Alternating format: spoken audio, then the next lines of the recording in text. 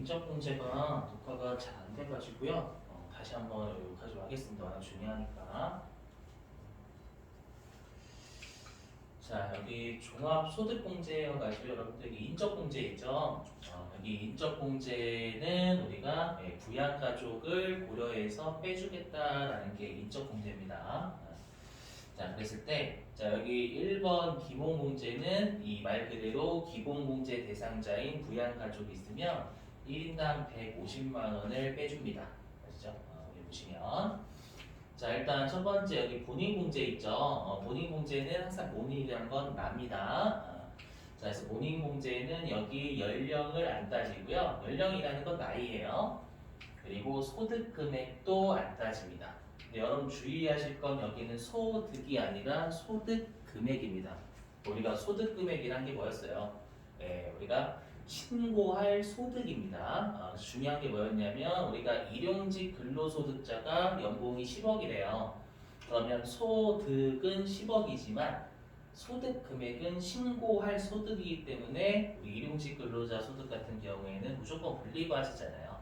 분리과세라는 건 신고할 소득이 있어요, 없어요? 없는 거죠. 그럼 소득 금액은 0이다 그 뜻입니다. 여기에 여러분들 100만 원 이하라고 되어 있잖아요. 이 100만 원 이하를 꼭 외워주셔야 됩니다. 자, 보시면 넘어가죠. 자, 줄게요. 자, 꼭 외워주십시오. 100만 원 이하.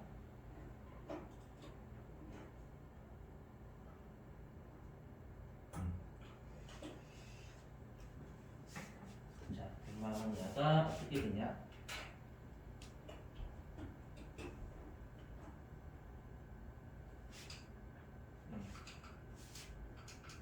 어떻게 되냐면 여기 되죠, 여러분들. 요 100만 원 이하 같은 경우에는 우리가 종합과세되는 종합소득금액. 그다음에 6가지 소득금액이니까 우리가 6월 달에 5월 달에 신고할 6가지 소득금액, 입회사 금연기 금액하고 그다음에 퇴직소득금액, 양도소득금액 합쳐서 총 8가지의 소득금액을 가지고 판단한다라는 거에 주의하셔야 됩니다. 이게 원칙입니다. 하지만 법무부가 어떻게 되어 있냐면 단 근로소득만 있는 경우니까 나는 근로소득밖에 없는 거예요. 그 근로소득만 있다면 총급여가 500만 원 이하자다 라고 하면 소득금액 요건을 만족하는 것으로 봅니다. 이거예요. 뭐냐면 여기 우리가 근로소득 같은 경우에는 총급여액에 우리가 총급여는 뭐였어요? 총급여는 신고할 소득이 아니고 수익 개념이었죠. 됐죠? 우리가 항상 신고할 건 이익을 신고하는 겁니다. 그래서 총급여액이 여기 500만 원 이하잖아요. 총급여액이 500만 원 이하면 근로소득공제는 총급여액의 70%를 빼줘요. 그러니까 우리가 총급여액이 딱 500만 원이면 500만 원의 70%니까 우리가 350만 원을 빼주는 거죠. 그러면 근로소득금액으로 환산하면 얘가 150만 원이 됩니다. 그렇기 때문에 다시 돌아와서 그럼 다시 이렇게 되는 거죠. 우리가 근로소득만 있는 경우 총급여가 500만 원 이하니까 우리가 근로소득만 있는 경우는 근로소득금액으로 환산하면 150만 원 이하인 거죠. 그죠? 근데 주의하실 건 근로소득과 다른 소득이 같이 있다면 원칙인 100만 원 요건으로 올라간다라는 거 여러분들 유념을 꼭 해주시고요. 자, 그 다음에 이제 바로 2번 배우자 문제. 말 그대로 배우자가 기본공제 대상 배우자가 있으면 해주는데 마찬가지지만 배우자는 연령 안 따집니다. 하지만 배우자의 연간 소득금액 100만 원 이하 요건 따진다라는 거 주의하시고. 자, 그다음에 바로 3번 부양가족 공제. 우리가 부양가족은 내 배우자의 부양가족도 들어와야 항상 배우자 들어옵니다. 자, 동그라미 1번 직계 존속이 뭐냐면 본인, 나를 기준으로 위로 2칸까지입니다.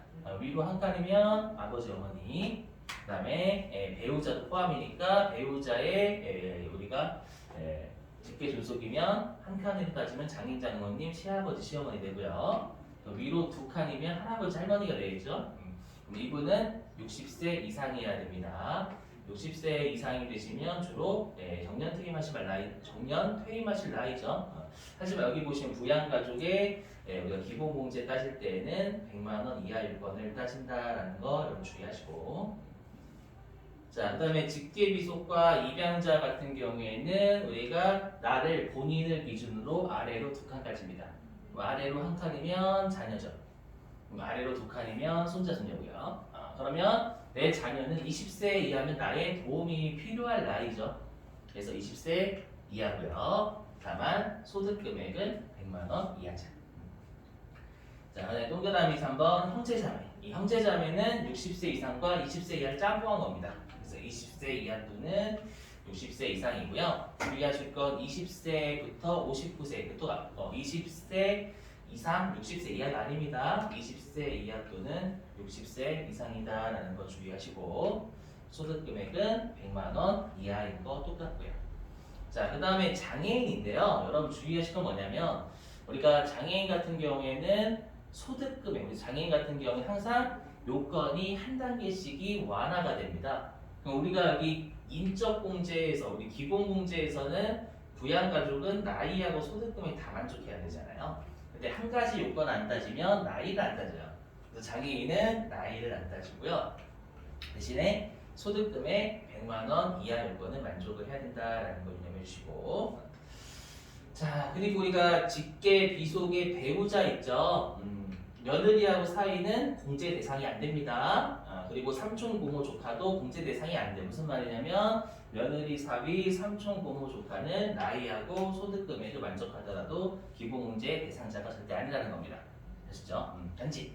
자, 직계 비속도 장애인이고, 그 다음에 며느리하고 사위도 장애인이면, 그러니까 둘 다 장애인일 경우에요. 둘 다 장애인이면 며느리하고 사위도 공제 대상이 된다라는 거.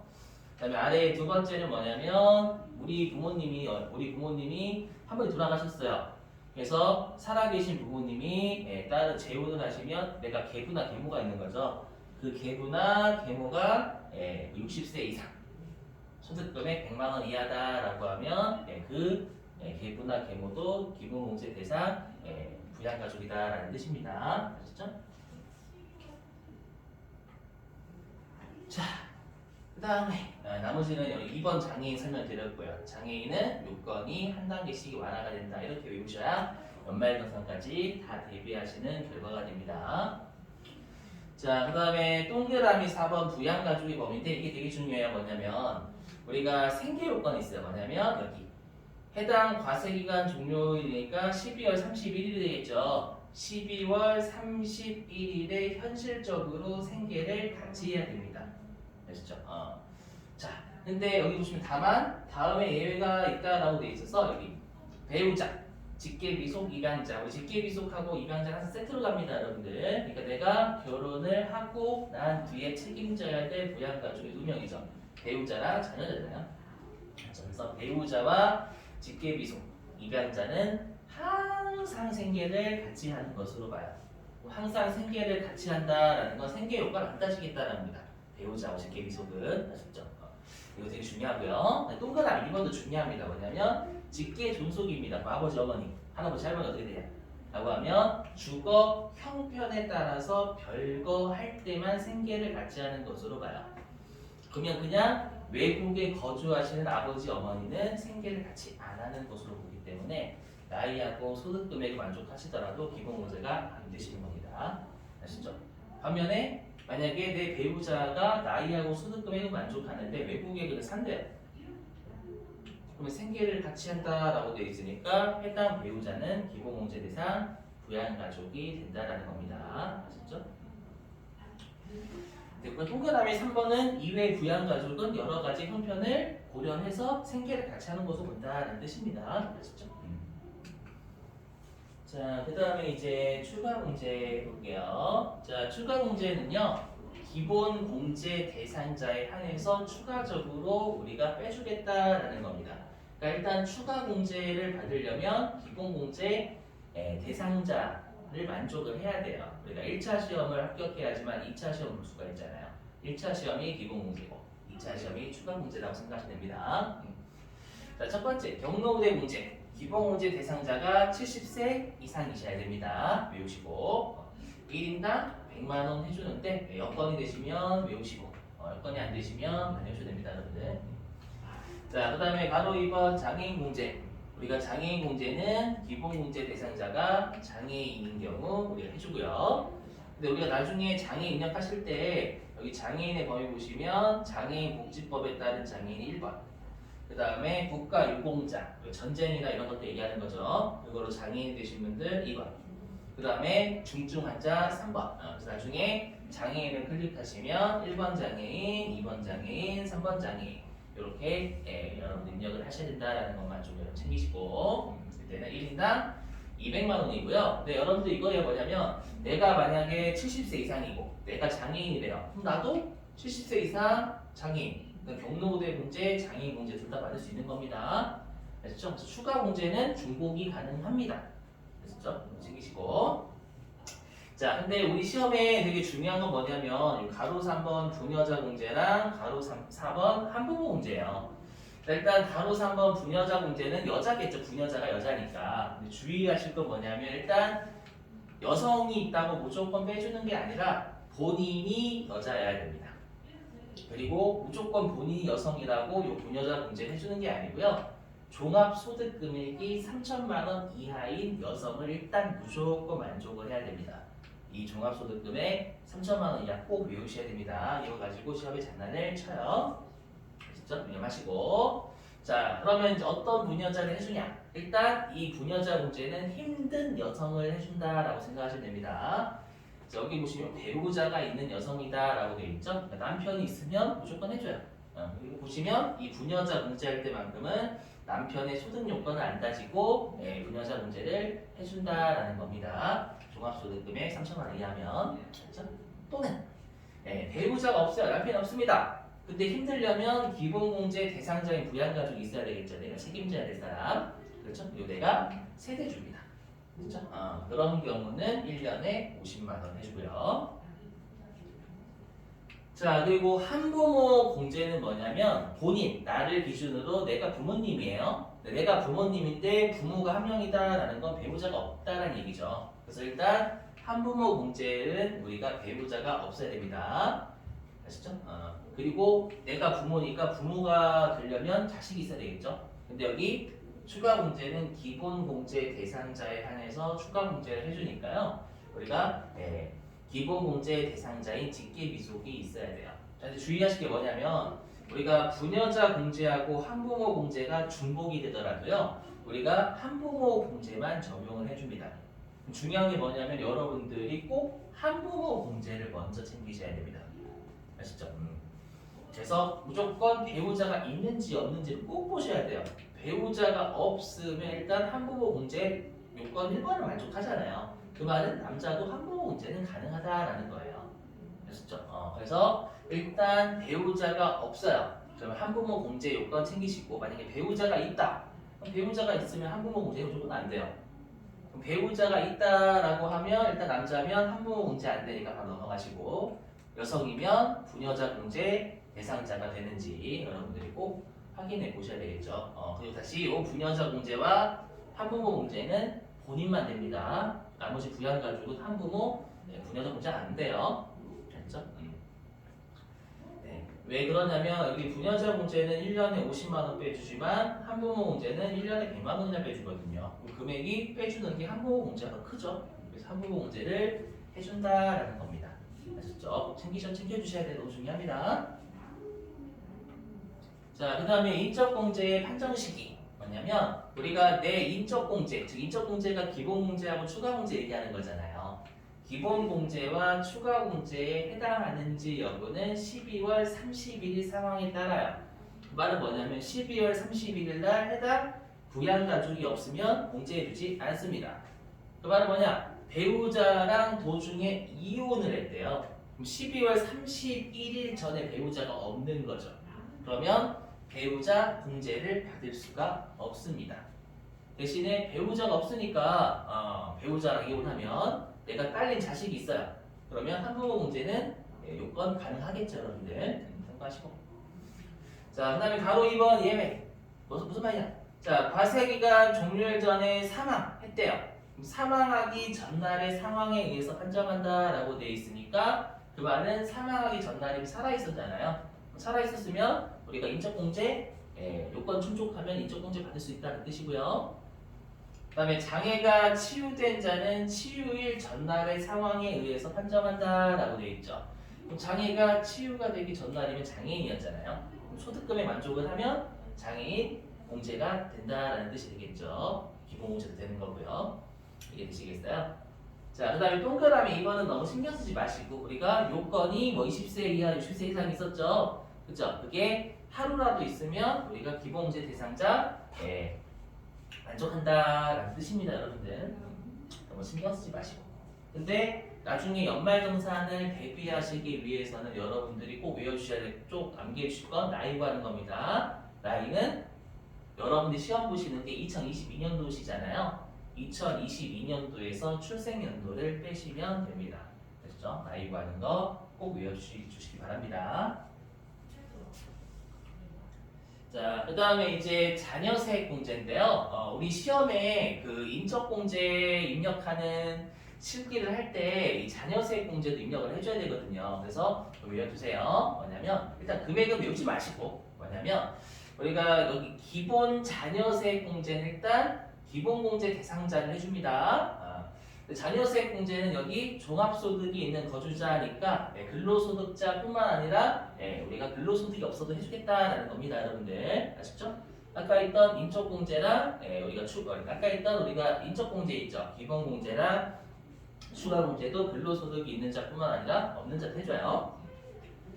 자, 대신에 여기는 여러분 주의하실 게 뭐냐면 우리가 만 7세 이상의 자녀를 해줍니다. 그리고 여기는 자녀세액 공제니까 손자, 손녀는 안 돼요. 그렇죠? 우리가 아까 했던 인적공제에서는 여러분들 직계 비속이라고 되어 있으니까 손자, 손녀가 가능하지만 여기는 자녀세액 공제이기 때문에 손자, 손녀는 안 되고요. 그렇죠? 근데 만 7세 이상이냐면 우리가 6세까지는 나라로부터 수당을 받죠. 자녀수당. 맞죠? 받기 때문에 이 자녀세액 공제까지 해주면 이중으로 여러분 꿀빨게 해주는 거잖아요. 그래서 그건 안 해주겠다라는 겁니다. 그래서 만 7세 이상부터 20세까지가 되겠죠, 여러분들. 아시죠? 네, 한 명이면 15만 원, 두 명이면 30만 원, 3명 이상부터는 우리가 2명을 초과하는 한 명당 30만 원씩 해줍니다. 자, 그 다음에 출산 입양세액 공제는 올해 연도 중에 내가 자녀를 출산하거나 입양하면 빼주겠다라는 건데요. 첫째는 30만 원이고, 둘째는 50만 원이고, 셋째 이상부터는 70만 원을 해줍니다, 여러분들. 네. 자, 그럼 주의하실 게 뭐냐면 내가 만약에 자녀가 여러분들 한 명이 있어요. 그리고 올해 출산을 처음 했대요. 그럼 우리가 출산을 처음 했으니까 첫째일 수도 있고요. 아니면 내가 자녀가 한 명 있는 상태에서 두 번째 자녀를 출산한 거잖아요. 후자로 따져요. 내가 자녀가 몇 번째 자녀를 출산했냐. 맞죠? 몇 번째 자녀. 그럼 우리가 지금 또 두 번째 자녀를 출산한 거잖아요. 맞죠? 처음 했다. 그거로 따지시는 게 아닙니다. 아시죠? 그래서 이미 자녀가 한 명 있고 자녀를 올해 출산 또는 입양하게 되면 두 번째 대상 자녀를 출산하거나 입양하거나 이때는 둘째로 여러분 입력을 하셔야 된다라는 거예요. 아마 전산생모 이급은 줄 겁니다. 둘째인지 셋째인지. 그렇죠?